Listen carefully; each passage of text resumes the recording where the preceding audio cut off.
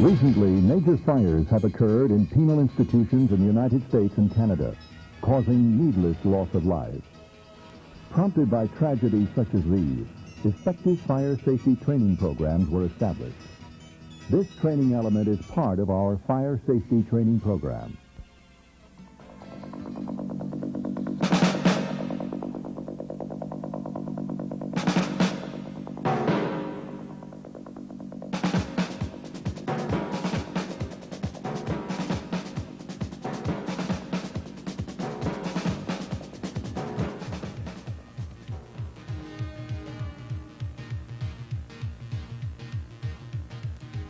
Most of us realize that fire is a volatile and extremely hazardous condition anywhere. But in a detention or correction facility, the problem is compounded by restrictive areas and lack of egress. Add to this problem the disorienting capability of smoke, and you have a condition that is indeed life-threatening.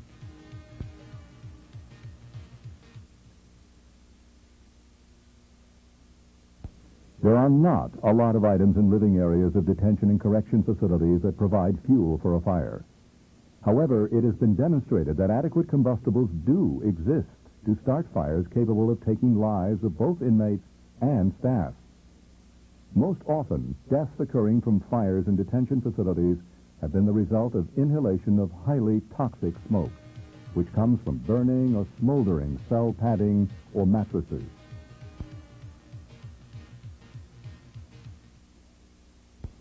Self-contained breathing units allow firefighters and or trained staff to enter smoke-filled areas to evacuate persons in danger and to extinguish the fire. There are 3 brands of self-contained breathing apparatus in general use. They are the Scott Air Pack, the Survive Air, and the MSA. We are going to use the Scott Air Pack for our demonstration purposes.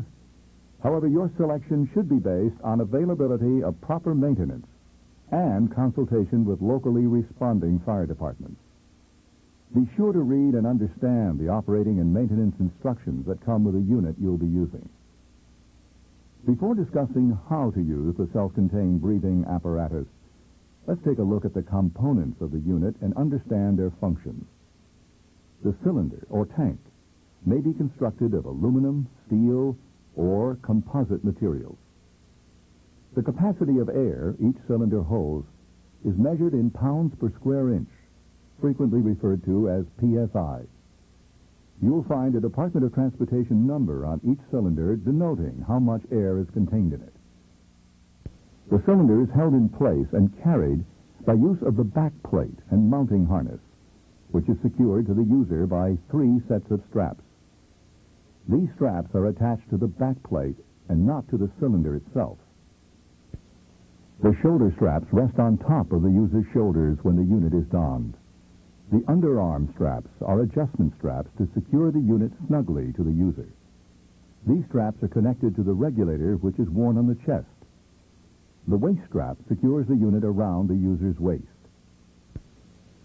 The regulator is critical to the operation of the unit because it controls the flow of air from the tank to the face of the user 3 different ways via valves. It is important to become familiar with these 3 valves, their shape and color, in the event there is insufficient light when the unit is donned. The round or yellow valve is called the main line valve.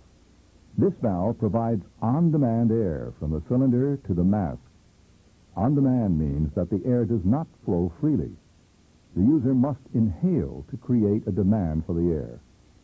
The valve is opened by turning counterclockwise. For safety, a notched metal lock tab underneath this yellow valve prevents clockwise closing unless the tab is depressed. This metal tab on the front of the regulator is called the selector lever. It supplies a low-pressure, constant flow of air to the mask to help keep out contaminants. Up is the on position. The oblong or red valve is the bypass valve, and it is located over the round yellow valve and is for emergency use only. When it is opened by turning counterclockwise, it supplies air from the cylinder to the mask at whatever rate the valve is open for. The more you open the valve, the more air you get. The regulator is equipped with an air pressure gauge. This gauge is located on top of the regulator so that it is visible when the unit is donned.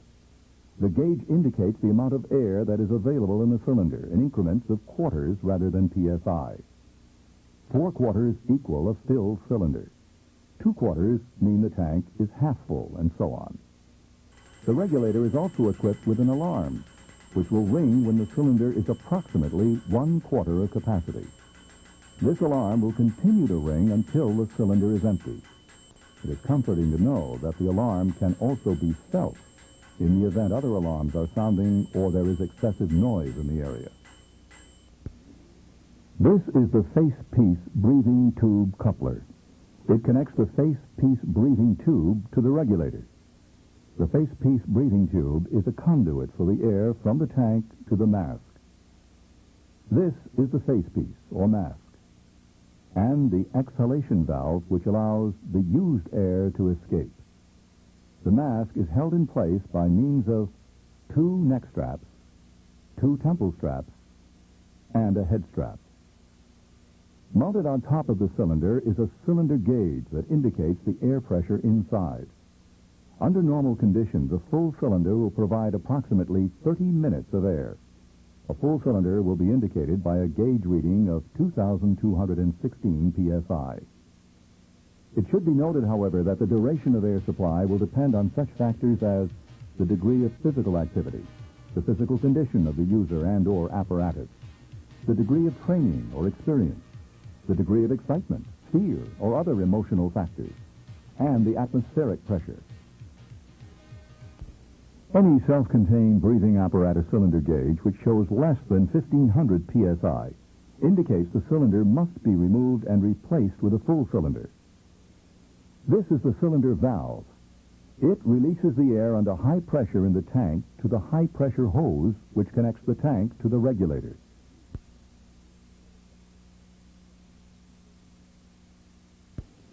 Some of the breathing units are mounted on wall brackets, and some are kept in portable containers.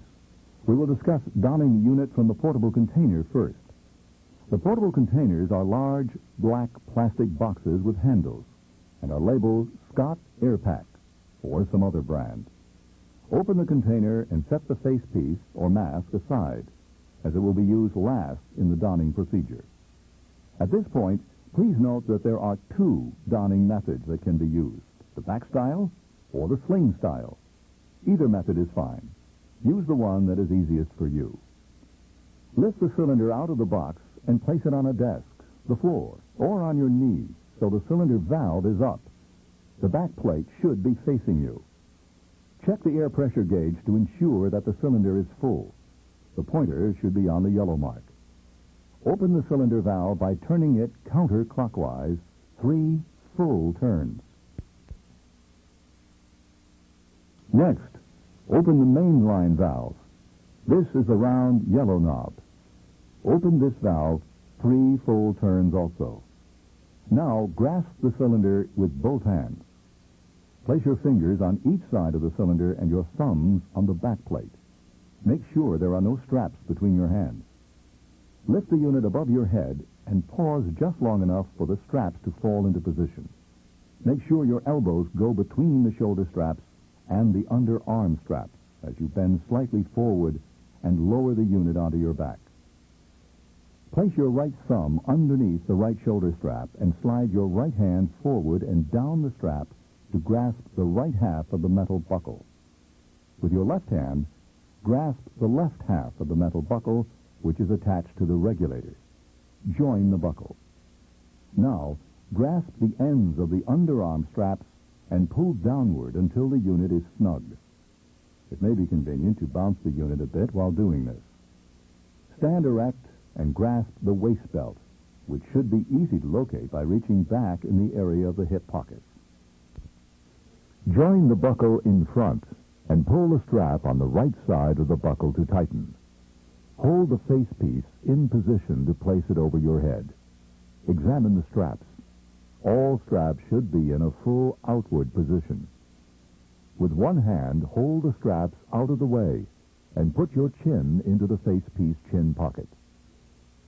The facepiece should fit loosely. To ensure that the straps are not tangled, stroke the head harness straps with one or both hands.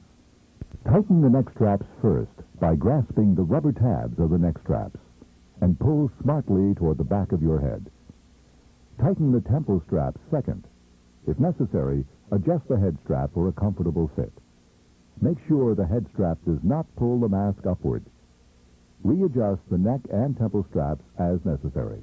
C.O. Ramos, 1021 Sergeant Smith at Admin. C.O. Ramos, Next, 1021 Sergeant Smith grasp at the Admin. breathing tube in one hand.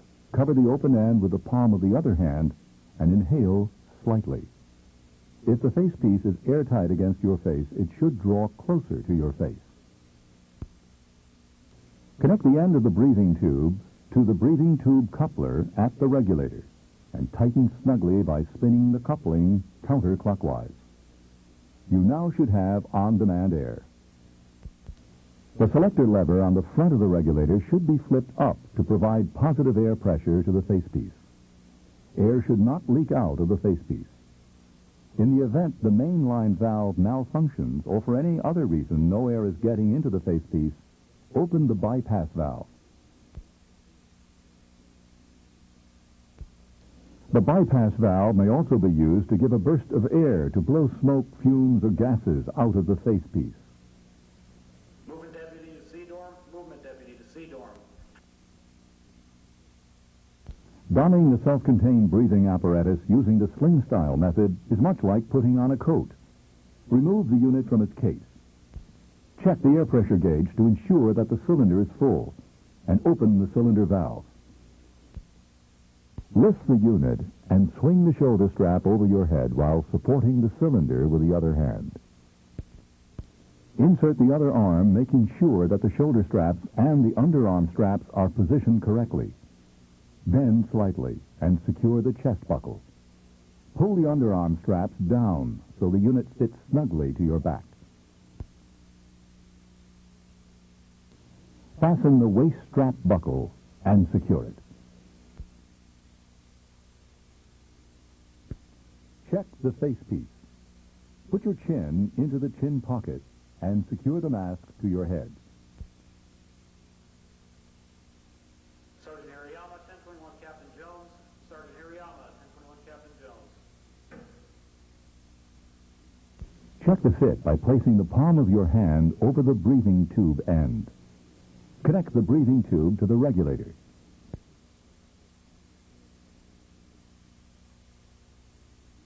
Flip upwards the selector lever for positive air pressure to the facepiece. Wall-mounted units are secured by 2 spring clamps. The unit may be donned in the following manner. Open the cylinder valve. Open the mainline valve. Put arms through the shoulder straps. Connect the chest buckle. Bend forward to release the top spring clamp and step forward to release the lower spring clamp. Then follow the same procedures as when donning the unit from the portable container position. It is important to note that the unit may not be mounted at the correct height for the user. The spring clamps may be too secure and the air pressure gauge is upside down. Practice donning the unit frequently if wall mounts are used. The following procedure should be followed when doffing the self-contained breathing unit. First, turn off, flip down the selector lever which provides positive air pressure to the facepiece. Then remove the facepiece and disconnect the breathing tube from the breathing tube coupler. Deputy Potter, 1021 the control desk. Deputy Potter, 1021 the control desk. Extend all facepiece straps to the maximum and flip the straps over the front of the mask. Set the mask aside. Disconnect the waist belt and adjust it to its fullest extension.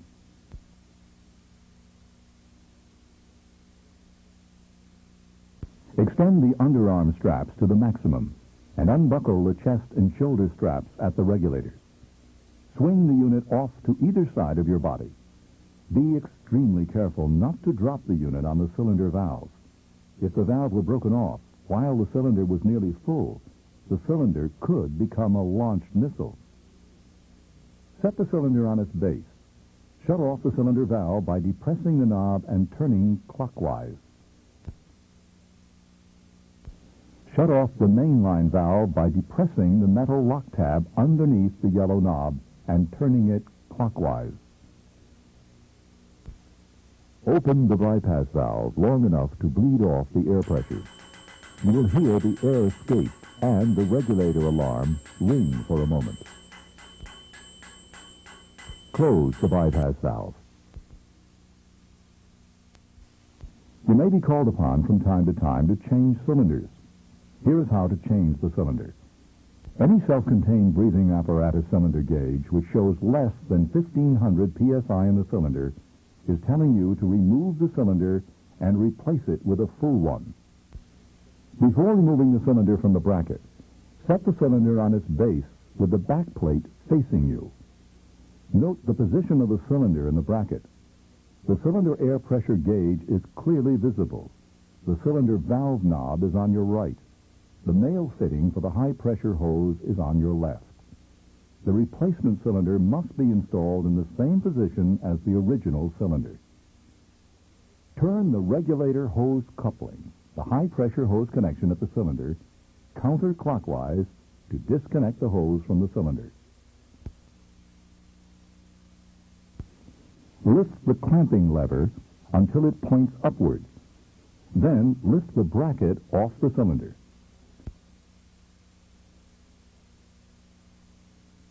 Reverse the removal procedure to install a full cylinder. Lockdown, gentlemen. Lockdown. Return to your cells. Lockdown.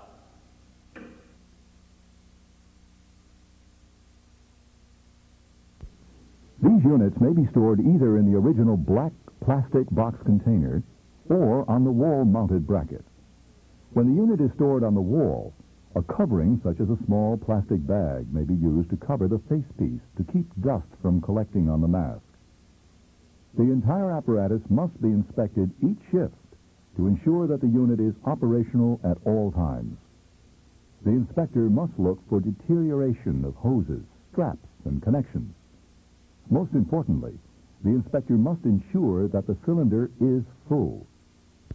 Whenever any unit shows signs of deterioration, abuse, wear, or low air pressure in the cylinder, the training supervisor or any training officer must be notified immediately. The training supervisor will ensure that the unit is serviced or replaced. Never use a wrench to tighten any coupling. Hand tightening is sufficient. The facepiece lens is molded of polycarbonate plastic to provide a high degree of impact resistance, optical qualities, and dimensional stability. As with all plastic lenses, care is required in handling and cleaning. Wash the facepiece in warm, soapy water. Rinse completely in clean, warm water and air dry, or dry with a soft, clean cloth.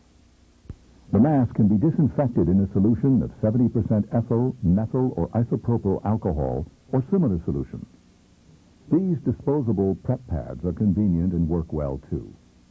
Never use abrasive or harsh cleaners, acetone, paint, and lacquer thinners and similar cleaners. If you are uncertain about a cleaner, test it first on the edge of the lens. Do not rub the plastic lens with paper towels because most paper is abrasive to plastic. Replace the apparatus in its carrying case or on its wall mount bracket. Make sure all parts are thoroughly dry. The cylinder is filled. The cylinder valve is closed.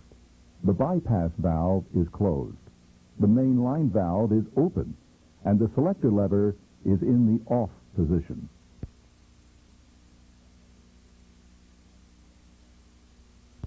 As with any equipment used in emergency conditions, it better be in perfect working order.